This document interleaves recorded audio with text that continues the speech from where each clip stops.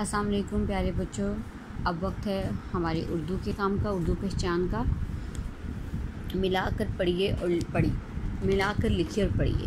प्यारे बच्चों, आप देखिए यहाँ पर ये इसकी आदेश काल हैं और इन सबको हमने अलिफ से मिलाना है, ठीक है। तो आपने उसी तरह से आदेश काल के साथ अलिफ को साथ मिला देना है, जैसे कि ब की आदेश की शक्ल और आ, इसका मतलब है ये बन जाएगा बा। फिर अब यहाँ लिखिएगा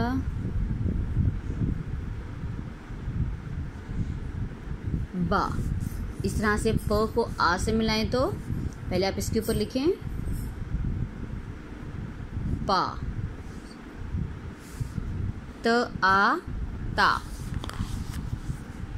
ट आ टा।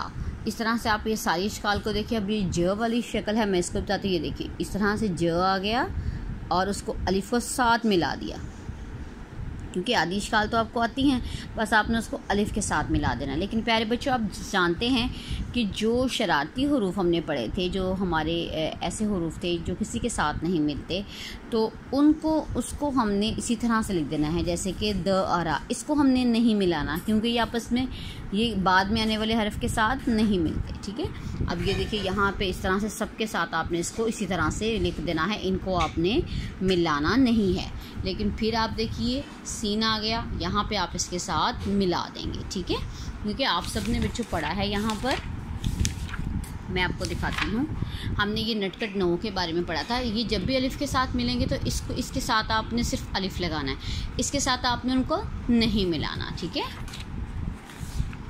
उसके बाद बेटा आप यहाँ पर आ जाएं। अब आप यहाँ देखें, ये सारे हरफ को अपने इसके साथ मिलाया है, क्योंकि इसकी आधी शक्ल नहीं होती, लेकिन इसको अलिफ के साथ मिलाएंगे तो पूरा तौ लिखा जाएगा और अलिफ लिखा जाएगा। इसी तरह से आप देखिए ये म है, न है, वो भी आपको पता है, आपका ज़िद्दी हरूफ में आता है। उसके बाद ह य।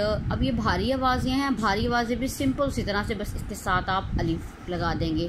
फा, थ आ था, ठ आ ठा, झ आ झा। आप पढ़ते भी जाएं साथ साथ। ध आ धा, ढ आ ढा, ख आ खा, घ आ खा, ठीक है। इस तरह से आप इन दोनों को पढ़िए और आपको लफ्ज़ों को मिलाना आता होना चाहिए।